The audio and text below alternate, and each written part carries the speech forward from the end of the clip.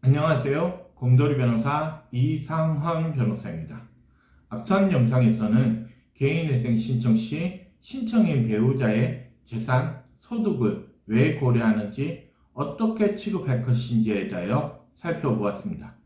이번 영상은 신청인이 이혼을 한 경우 전 배우자에게 지급하는 양육비, 전 배우자로부터 지급받는 양육비를 개인회생 파산에 있어서 어떻게 취급할 것인지에 대하여 설명을 드리고자 합니다. 설명 영상으로 전환합니다. 앞선 영상에서 자세히 설명을 드렸던 내용인데요. 간단히 한 번 더 설명을 드릴게요. 부부가 혼인을 하여 미성년의 자녀가 있다면 부부는 미성년의 자녀를 부양해야 할 의무가 있으므로 부부가 공동으로 부양하여야 합니다. 만약 부부 모두 또는 부부 중 일방이 개인회생 신청을 하는 경우 미성년의 자녀가 있다면 부부의 소득 상황에 따라서 미성년의 자녀를 누구의 부양가족으로 할 것인지를 결정하여야 합니다. 따라서 위와 같은 이유로 배우자 있는 자가 개인회생 신청을 하였고 미성년의 자녀가 있는 경우 법원에서는 미성년의 자녀를 누구의 부양가족으로 할 것인지를 판단하기 위하여 배우자의 소득 관련 자료의 제출을 요구합니다. 부부가 이혼을 하는 경우 민법 제837조 제1항, 제2항, 제4항에 의한다면 이혼 시 당사자는 양육자의 결정, 양육 비용의 부담, 면접 교섭권의 행사 여부 및 그 방법에 관한 사항을 협의에 의하여 정하고 협의가 성립되지 아니하거나 협의할 수 없는 때에는 가정법원이 직권으로 또는 당사자의 청구에 따라 결정하도록 되어 있습니다. 위와 같이 자녀의 양육비에 관하여 협의가 이루어진 경우에는 양육비 부담조서, 이혼소송에서 양육비가 결정된 경우에는 이혼소송 판결문, 양육비 심판 청구를 한 경우에는 심판 결정문에 비양육친이 양육친에게 지급하여야 하는 양육비 금액에 대한 내용이 나와 있습니다. 따라서 미성년의 자녀가 있는 경우 이혼 시 양육비 부담 문제가 생기고 일방이 파산이나 개인회생 신청을 하는 경우 양육비를 어떻게 정리해야 하는지가 문제시 됩니다. 파산 및 면책에 있어서는 채무자회생 및 파산에 관한 법률 제566조 제8호, 개인회생에 있어서는 채무자회생 및 파산에 관한 법률 제625조 제2항 제8호에서 채무자가 양육자 또는 부양의무자로서 부담해야 할 비용을 비면책 채권으로 규정하고 있습니다. 따라서 양육비는 파산에 따른 면책, 개인회생에 따른 면책에 있어서 비면책 채권에 해당하고 면책 결정이 이루어진다고 하더라도 이를 변제할 책임을 부담합니다.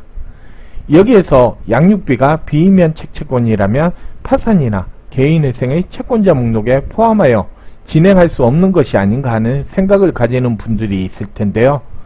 파산에 있어서는 비면책 채권이기 때문이 아니라 채무자회생 및 파산에 관한 법률 제473조 제9호에서 채무자 및 그 부양을 받는 자의 부양료를 파산재산 채권으로 규정하고 있고 양육비의 법적 성질과 관련하여 자녀의 부모에 대한 부양 청구권에 따라 지급되는 부양료라고 보는 것이 통설적인 견해이므로 파산 채권자 목록에 포함이 불가능하다고 할 것입니다.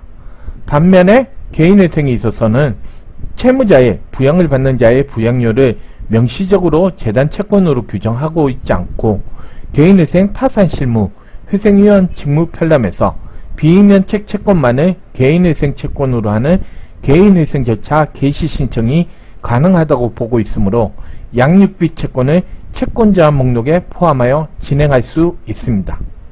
먼저 전 배우자가 자녀를 양육하고 신청인이 양육비를 지급하여야 하는 비양육친인 경우 개인회생에서 어떻게 양육비 채권을 처리해야 하는지를 살펴보도록 하겠습니다. 먼저 과거에 미지급한 양육비입니다.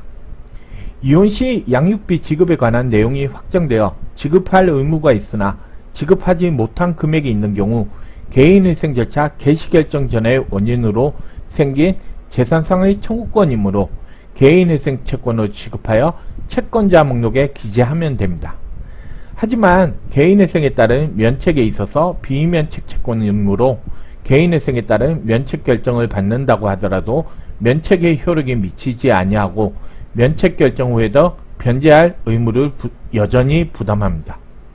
다음으로 장래의 양육비에 관하여 말씀드릴게요. 개인회생에 있어서 원칙적인 월변제금에 관한 두 번째 영상인 이른바 가용소득의 산정과 관련한 내용에서 잠깐 말씀드린 바와 같이 실무상 양육비 채무를 추가 생계비로 반영하는 방법이 기존에 있어 왔으나 서울회생법원의 경우 양육비 채권을 개인회생재단 채권의 일종으로 취급하여 변제계획 안에 포함하여 처리하는 방법으로 하고 있습니다. 먼저 양육비를 추가 생계비로 반영하는 방법에 대하여 말씀을 드리면 변제금 산정의 기준이 되는 월소득액에서 양육비 채무를 추가 생계비 요소로 보고 이를 고려한 생계비를 산정하여 이른바 월가용소득을 산정합니다. 이때 양육비 부담조서 등에 기재된 양육비의 금액이 적정한지를 심사하여 양육비 전액을 인정하여 주거나 일부 감액하여 인정하여 주고 실제 양육비를 지급하는지 여부를 확인하기 위하여 변제계획안 10항에서 양육비 지급 여부를 밝히기 위한 소명자료를 제출할 의무를 부과합니다. 다음으로 장래의 양육비 채권의 개인회생재단 채권으로 취급하는 경우 처리 방법에 대하여 말씀을 드리면 양육비 채권의 개인회생재단 채권인 회생위험 보수와 같이 개인회생재단 채권으로 보고 변제계획안 제3항 개인회생재단 채권에 대한 변제에 그 변제 내역을 기재하는 방법을 취합니다. 결국 이 경우 월변제금은 월평균소득에서 인정되는 생계비를 공제하고 여기에서 다시 월 장래 양육비를 공제한 금액이 된다고 보시면 됩니다. 따라서 신청인은 월 양육비를 월 변제금과 같이 회생위험 계좌로 입금하여 주면 법원에서 양육친에게 월 양육비를 지급합니다. 이 방법의 경우 자녀의 복지를 위하여 양육비의 지급을 확실히 한다는 장점이 있기는 하나 채무자회생 및 파산에 관한 법률 제473조 제9호에서 채무자 및 그 부양을 받는 자의 부양료를 파산재단 채권으로 명시적으로 규정하고 있는 바와 달리 개인회생 재단 채권에 관한 조문인 채무자회생 및 파산에 관한 법률 제583조에서 명시적으로 채무자의 부양을 받는 자의 부양료를 개인회생 재단 채권으로 규정하고 있지 않기 때문에 양육비 채권을 개인회생 재단 채권으로 취급하는 법적 근거가 불명확하다는 단점이 있습니다. 이와 관련하여 기사를 보다 보니 최근에 장래 양육비를 개인회생 재단 채권으로 하는 채무자회생 및 파산에 관한 법률 개정안이 발의되었다고 하니 해당 법률이 통과된다면 장래의 양육비 채권을 개인회생 재단 채권으로 보는 법적 근거가 명확해질 것으로 보이네요. 이번에는 신청인이 전 배우자로부터 양육비를 받는 양육친인 경우를 살펴보도록 하겠습니다. 이 경우 월 가용소득의 산정의 대상이 되는 소득에 양육비를 포함하거나 자녀분에 상당하는 월 생계비에서 받는 양육비를 공제하는 방법을 취하는데 첫 번째 방법은 월 가용소득에 지급받는 양육비를 더하고 여기에서 부양가족수 추가 생계비 요소에 따라 인정받는 생계비를 공제한 금액이 월 변제금이 됩니다. 두 번째 방법은 월 가용소득에서 부양가족수 추가 생계비 요소에 따라 인정받는 생계비를 공제한 금액에서 자녀분에 해당하는 생계비에서 월 양육비를 뺀 금액을 다시 공제하는 방법을 취합니다.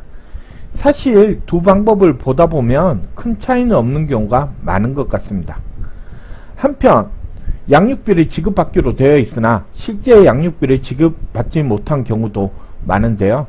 이러한 경우 양육비를 월 변제금 산정에 있어서 고려한다면 실제 생계를 유지하는 데 어려움을 겪을 수도 있습니다. 이러한 경우 양육비를 지급하여야 하는 전 배우자가 오랫동안 양육비를 지급하여 오지 않고 있다는 사정을 소명하고 양육비 지급을 받는 것이 불가능하다는 점, 즉 전 배우자가 소득활동을 하지 않고 있거나 소득 확인이 불가능하고 집행이 어려운 사정 등을 소명할 경우 양육비가 월 변제금 산정에 고려되는 것을 피할 수 있습니다. 이번 영상은 파산 및 면책, 개인회생에 있어서 양육비 채권이 어떻게 취급되는지, 특히 개인회생에 있어서 양육비 채권이나 양육비 채무가 어떻게 처리되는지에 대하여 살펴보았습니다.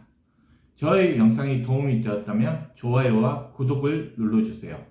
이상 곰돌이 변호사 이상헌 변호사였습니다.